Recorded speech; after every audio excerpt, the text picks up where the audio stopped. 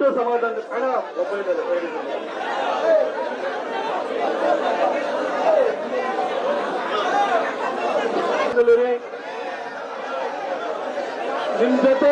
ನಿಮ್ ಜೊತೆ ಯಾವತ್ತು ನಾನಾಗ್ಲಿ, ನಮ್ಮ ಎಲ್ಲಾ ನಾಯಕರಾಗ್ಲಿ, ನಮ್ಮ ರಾಜ್ಯಾಧ್ಯಕ್ಷರಾಗ್ಲಿ, ನಮ್ಮ ಆರ್ ಅಶೋಕಣ್ಣ ಆಗ್ಲಿ, ಎಲ್ಲರೂ ನಾವು ನಿಮ್ ಜೊತೆ ಇರ್ತೀವಿ.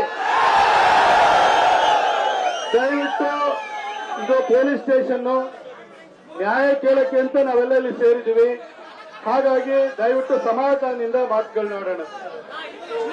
ರಾಷ್ಟ್ರೀಯತೆ ವಿಚಾರ ಬಂದ್ರೆ ನಮ್ಮನ್ನ ಬೆಂಬಲಿಸುವಂತಹ ಸಾಕಷ್ಟು ಮನಸ್ಸುಗಳಿದಾವೆ. ಅಂತಹ ಮನಸ್ಸುಗಳನ್ನು ಕೂಡ ನಾನಿಲ್ಲಿ ಉಲ್ಲೇಖ ಮಾಡ್ತಾ ಹೇಳ್ತೀನಿ ಬಂಧುಗಳೇ. ನನ್ನೆಲ್ಲ ಮೊನ್ನೆ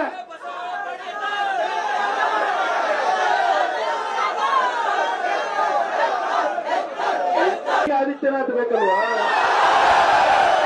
ಚುನಾವಣೆ ಬಂದ ಕೂಡಲೇ ಒಂದು ನಿಮಿಷ ಕೇಳಿಸ್ಕೊಳ್ಳಿ, ನಿಮಗೆ ಹೇಳ್ತಿರೋದು, ಯೋಗಿ ಆದಿತ್ಯನಾಥ್ ಉತ್ತರ ಪ್ರದೇಶದಲ್ಲಿ ಇವತ್ತು 2ನೇ ಸಾರಿ ಮುಖ್ಯಮಂತ್ರಿ ಆಗಿದ್ದಾರೆ.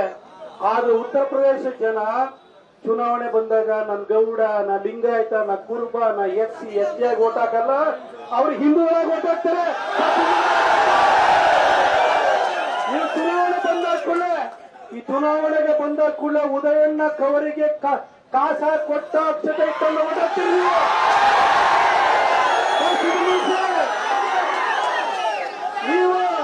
ಚುನಾವಣೆ ಬಂದಾದ ಕೂಡಲೇ ಇಲ್ಲಿ ಟಿ.ಸಿ. ತಮ್ಮಣ್ಣವರು ಒಳ್ಳೆ ಕೆಲಸ ಮಾಡಿದ್ರು, ಸ್ವಾಮಿ ಅಣ್ಣನ ಇದ್ರು, ಇವರಿಬ್ರು ಬಿಟ್ರಿ ಜೂಜಾಡ್ ಅವ್ರನ್ನ ಗೆಲ್ಲಿಸ್ಬಿಟ್ರಿ. ನೀವು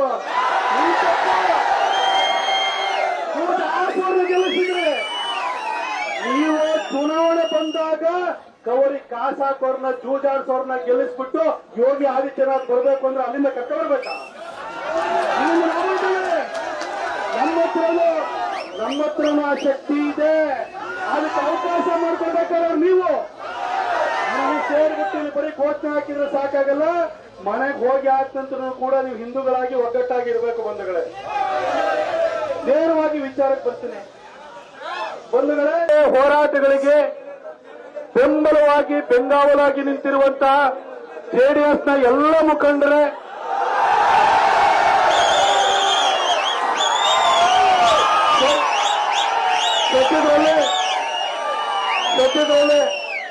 ಸದ್ಯದಲ್ಲೇ ಇಲ್ಲಿಗೆ ಆಗಮಿಸಲಿರುವಂತಹ ಜೆಡಿಎಸ್ನ ಯುವ ಮುಖಂಡರಾಗಿರುವಂತಹ ನಿಖಿಲ್ ಕುಮಾರಸ್ವಾಮಿ ಅವರೇ, ಈ ಮಂಡ್ಯದಲ್ಲಿ ಏನೇ ಹೋರಾಟ ಇದ್ರೂ ಕೂಡ ಅದಕ್ಕೆ ಸದಾ ಒಂದು ದೊಡ್ಡ ಆತ್ಮಸ್ಥೈರ್ಯವನ್ನು ತುಂಬುವಂತಹ ಕುಮಾರಣ್ಣ ಅವರೇ, ಹಾಗೂ 2023 ಸಾರಿ ಬಾರಿ ಸರ್ಕಾರ ಬರುತ್ತೆ ಅಂತ ಬಂದಿರೋದು ಗ್ಯಾರಂಟಿ ಇಲ್ವಾ? ಇವತ್ತು ನಿಮಗೆ ಬಂದಿದೆ ಅಂತ ಗೊತ್ತಾಗ್ತಲ್ವಾ? ಮೊದಲು ಇದೇ ಪೊಲೀಸ್ ಇಲಾಖೆಯವರು ಇವ್ರ ಮೇಲೆ ದಾಳಿಯಾಗಿತ್ತು. UAPA case, unlawful activities prevention ಕೇಸನ್ನು ಹಾಕ್ಬಿಟ್ಟು ಹುಬ್ಬಳ್ಳಿನಲ್ಲಿ ಪೊಲೀಸ್ ಚೀಫ್ ನ ಜಖಂ ಮಾಡಿದವ್ರ ಮೇಲೆ ಕೇಸ್ ಹಾಕಿದ್ರು. ಸಿದ್ದರಾಮಯ್ಯವರು ಅಧಿಕಾರಕ್ಕೆ ಬಂದ ಕೂಡಲೇ ಕ್ಯಾಬಿನೆಟ್ ಎದುರುಗಡೆ ಇತ್ತು, ಆ ಕೇಸನ್ನು ವಾಪಸ್ ಇಟ್ಕೊಂಡ್ರು ಇಲ್ವಾ? ಅದಾದ ನಂತರ ಟಿಜೆ ಹಳ್ಳಿ, ಕೆಜೆ ಹಳ್ಳಿ ಪ್ರಕರಣದಲ್ಲಿ ದಲಿತ ಬಂಧು ಆಗಿರೋ ಅಖಂಡ ಶ್ರೀನಿವಾಸ ಮೂರ್ತಿ ಅವರ ಮನೆ ಮೇಲೆ ದಾಳಿ ಆಯ್ತು, ಅವ್ರ ವಿರುದ್ಧ ಕೇಸ್ ವಾಪಸ್ ತಗೊಂಡ್ರ ಇಲ್ವಾ? ಇದೇ ಒಕ್ಕ ಇದೆ ಅಂತ ಹೇಳ್ಬಿಟ್ಟು ಹಿಂದೂಗಳ ರೈತರ ಭೂಮಿಯನ್ನ ಕಬಳಿಸಲಿಕ್ಕೆ ನೋಟಿಫಿಕೇಶನ್ ಹೊರಟಿದ್ರು ಅಲ್ವಾ? ನೆನ್ನೆಲ್ಲ ಮೊನ್ನೆ ಈದ್ ಸಭೆನಲ್ಲಿ ಹೇಳ್ತಾರೆ ಮುಸಲ್ಮಾನರು ಶಾಂತಿ ಪ್ರಿಯರು. ಸಿದ್ದರಾಮಯ್ಯವರು ಶಾಂತಿ ಪ್ರಿಯರು ಇವತ್ತು ಮಸೀದಿ ಮೇಲೆ ಇಟ್ಕೊಂಡು ಕಲ್ಲೊಡೆದಾರಲ್ಲ, ಇವರೇ ಶಾಂತಿ ಪ್ರಿಯರ? ನಾನು ಸಿದ್ದರಾಮಯ್ಯನವರು ಕೇಳಿ ಬಯಸ್ತೀನಿ, ಸಿದ್ದರಾಮಯ್ಯನವರೇ, ಜಗತ್ತಿನಲ್ಲಿ 57 ಇಸ್ಲಾಮಿಕ್ ರಾಷ್ಟ್ರಗಳಿದಾವೆ. 57 ಇಸ್ಲಾಮಿಕ್ ರಾಷ್ಟ್ರಗಳು ಯಾವ್ದಾದ್ರು ಒಂದು ದೇಶದಲ್ಲಿ ಶಾಂತಿಯಿಂದ ಇದ್ದಾರೆ ಅಂದ್ರೆ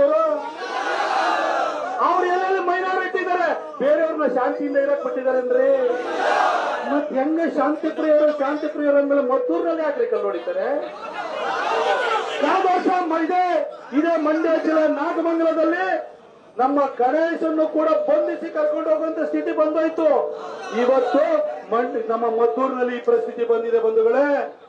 ಹಾಗಾಗಿ ನಾನು ನಮ್ಮ ಪೊಲೀಸ್ ಇಲಾಖೆಯವ್ರನ್ನ ಖಂಡಿತ ಯಾಕಂದ್ರೆ ಇವತ್ತು ಗಣೇಶ ಪ್ರೊಸೆಷನ್ ಆಯ್ತು ಅಂತಂದ್ರೆ ಪೊಲೀಸರು ಸರ್ಪಗಾವಲಿನಲ್ಲಿ ಬರ್ತಾರೆ, ಯಾಕೆ ಅಂತಂದ್ರೆ ಒಂದ್ ನಿಮಿಷ ಒಂದ್ ಬಗ್ಗೆ ಮಾತಾಡ್ಬೇಡ ಪೊಲೀಸರು ಬೈಬೇಡ ನೀನು ನನ್ನ ಎದುರುಗಡೆ ಬೈಬೇಡ ನೀನು ನಾನ್ ಪೊಲೀಸರು ಮುಂದನೂ ಪೊಲೀಸರು ಪರನೇ ನಾನು ಹೇಳ್ಬೇಡಿ ಪೊಲೀಸರು ಸ್ವಲ್ಪ ಗಮನದಿಂದ ಬರ್ತಾರೆ ಯಾಕೆ ಅಂತಂದ್ರೆ ನಿಮ್ಮಿಂದ ಬೇರೆಯವ್ರಿಗೆ ತೊಂದರೆ ಆಗುತ್ತೆ ಅಂತಲ್ಲ ಬೇರೆಯವರಿಂದ ನಿಮಗೆ ತೊಂದರೆ ಆಗಬಾರ್ದು ಅಂತ ಬರ್ತಾರೆ ಅಲ್ಲ ಕಲ್ಪಿಸಾಡೋರು ಯಾರು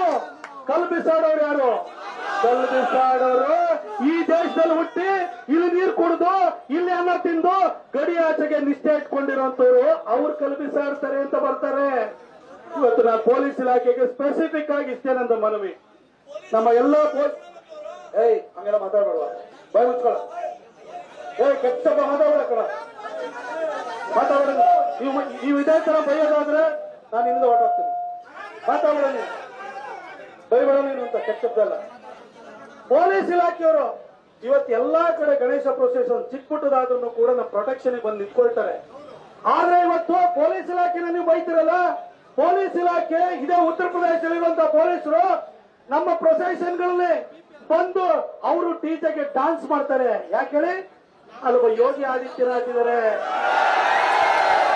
ನೀವಿಲ್ಲಿ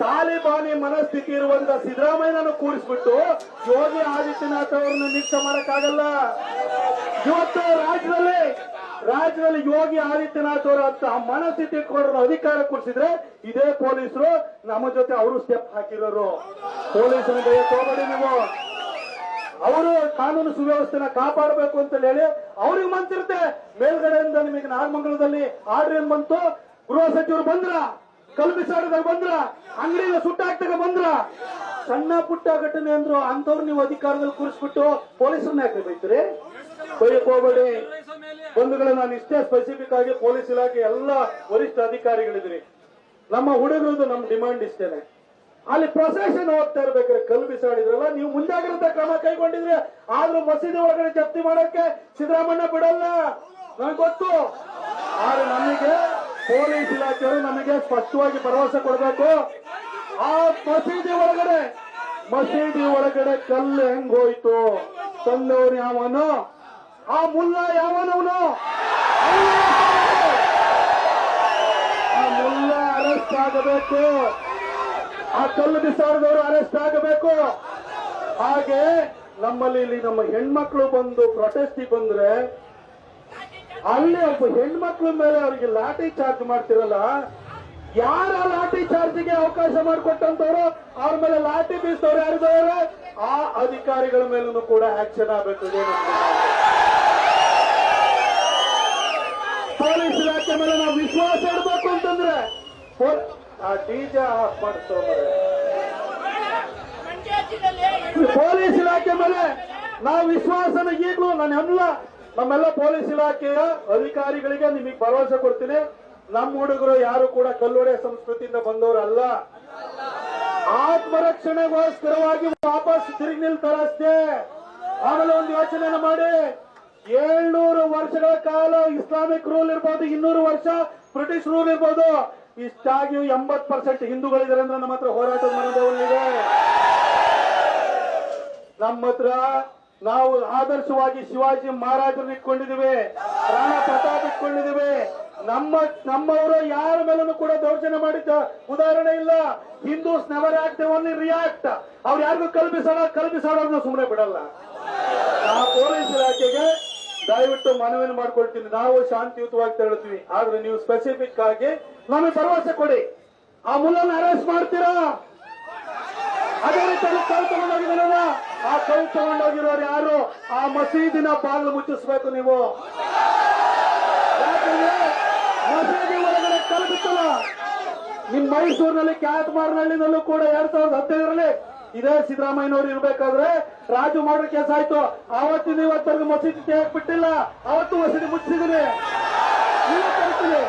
ನೀವು ಮುಚ್ಚಿಸ್ತೀರಾ ಸ್ಪೆಸಿಫಿಕ್ ಆಗಿ ನಮಗೆ ಭರವಸೆ ಕೊಡ್ತೀರಾ ನಾವು ಶಾಂತಿಯುತವಾಗಿ ಮನೆಗೆ ತೆರಳ್ತೀವಿ ನಾನು ಪೊಲೀಸ್ ಇಲಾಖೆಯಿಂದ ಈ ಭರವಸೆನ ನಾನು ಇಷ್ಟನ್ನ ಕೇಳ್ತೀನಿ ನಿಮ್ಮೆಲ್ಲರ ಪರವಾಗಿ ಇನ್ನು ಏನಾದ್ರು ನಿಮ್ ಡಿಮಾಂಡ್ ಇದ್ರೆ ಹೇಳಿ ನಾನು ಪೊಲೀಸರಿಗೆ ಹೇಳ್ತೀನಿ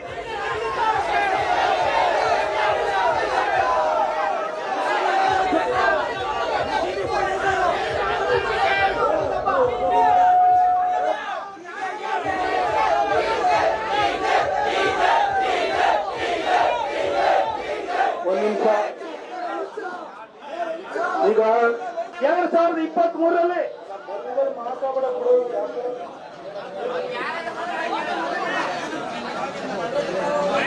ಕೇಳಿ ಬಯಸ್ತೇನೆ, ಅಥವಾ ನಮ್ಮ ಸರ್ಕಾರ ಕೇಳಿ ಬಯಸ್ತೇನೆ, ಮತ್ತೆ ಮುಸಲ್ಮಾನರು ಕೇಳಿ ಬಯಸ್ತೇನೆ.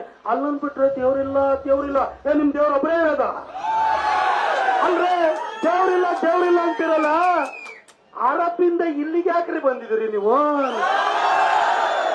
ನಿಮ್ಮದು ಮರುಭೂಮಿನಲ್ಲಿ ಹುಟ್ಟಿದಂತ ಬರಡು ನಿಮ್ದು. ಅಲ್ಲಿ ನಮ್ದು ಸಮೃದ್ಧವಾದ ಧರ್ಮ ಇದು.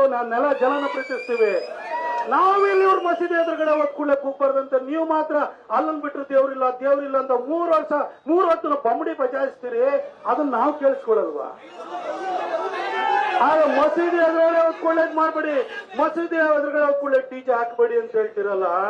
ಇದನ್ನ ಪೊಲೀಸರೇ, ಇದನ್ನು ಕೂಡ ನ್ಯಾಯ ಅಲ್ಲ. ಆಳುವವರು 2.5 ವರ್ಷಕ್ಕೆ ಬದಲಾಗ್ತಾರೆ. ಆಳುವವರು 2.5 ವರ್ಷಕ್ಕೆ ಬದಲಾಗ್ತಾರೆ. ಆದ್ರೆ ನೀವು ಸರ್ವಿಸ್ ಇರೋವರೆಗೂ ಕೂಡ ಜನರ ಸೇವೆಯನ್ನು ಮಾಡುವಂತವ್ರು. ದಯವಿಟ್ಟು ನಿಮ್ಮಿಂದ ನಾವು ಇದನ್ನ ನಿರೀಕ್ಷೆ ಮಾಡಲ್ಲ ಅನ್ನೋದನ್ನು ವಿನಮ್ರವಾಗಿ ನಾನು ನಮಗೆ ಹೇಳಲಿಕ್ಕೆ ಬಯಸ್ತೇನೆ. ಈಗ ನಮ್ಮ ಹುಡುಗರದ್ದು ಏನ್ ಡಿಮಾಂಡ್ ಇದೆ, ಪ್ರೊಸೆಷನ್ ತಗೊಂಡು ಹೋಗ್ತಾರೆ, ಅವಕಾಶವನ್ನು ಮಾಡಿಕೊಡಿ. ಜೊತೆಗೆ ಮಸೀದಿ ಏನಿದೆ, ಮಸೀದಿನ ಕಲ್ಲಾಗಿ ಬಂತು, ಆ ಮುಲ್ಲಾ ಯಾರು ಅವರು ಅರೆಸ್ಟ್ ಆಗ್ತಾರೆ, ಅರೆಸ್ಟ್ ಮಾಡ್ತೀವಿ, ಇಂಥ ಸ್ಪೆಸಿಫಿಕ್ ಟೈಮ್ ಒಳಗಡೆ ಮಾಡ್ತೀವಿ ಅಂತ ಹೇಳ್ಬಿಟ್ಟು ನೀವು ಭರವಸೆನ ಕೊಟ್ಟರೆ ನಾವು ಇಲ್ಲಿಂದ ತೆರಳ್ತೀವಿ. ಇವರು ಡಾಕ್ಟರ್ ಸಿದ್ದರಾಮಯ್ಯನವರು ಭಾರತ್ ಮಾತಾಕಿ ಹಾಗೂ ಈ ಒಂದು ಆಯ್ತು, ಈ ಪಕ್ಷಾತೀತ ಮುಖ್ಯಮಂತ್ರಿ ಆದಾಗ ತಾಯಿ ಚಾಮುಂಡೇಶ್ವರಿಗೆ ಅವಮಾನ ಮಾಡೋ ರೀತಿಯಲ್ಲಿ 1 ನಿಮಿಷ ಮಾತಾಡ್ಬಿಡ್ಬಿಡು. ಭಾರತ್ ಮಾತಾಕಿ ತಾಯಿ ಚಾಮುಂಡೇಶ್ವರಿಗೆ ಅವಮಾನ ಮಾಡೋ ರೀತಿಯಲ್ಲಿ ಮಹಿಷ ದಸರಾ ಒಂದು ಅನಿಷ್ಟ ಪದ್ಧತಿಯನ್ನ ಪ್ರಾರಂಭ ಮಾಡಿದ್ರು. ಆ ಮಹಿಷ ದಸರಾವನ್ನ ಹೊಸಕಿ ಹಾಕಿದೀವಿ, ಮೆಟ್ಟಿ ನಿಂತಿದ್ದೀವಿ.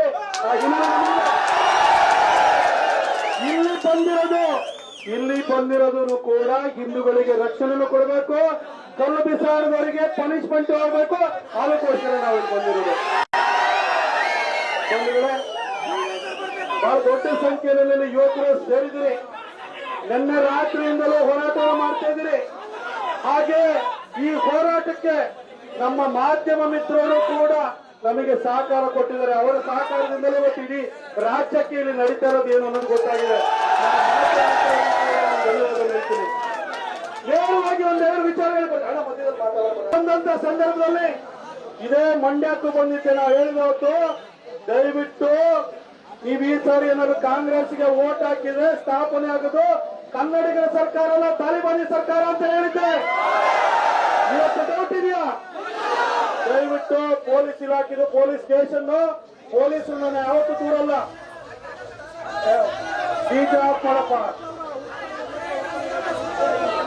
ಡಿಜೆ ಆಫ್ ಮಾಡಿ, ಪೊಲೀಸರು ಅಂತ ಡಿಜೆ ಆಫ್ ಮಾಡ್ತೀನಿ.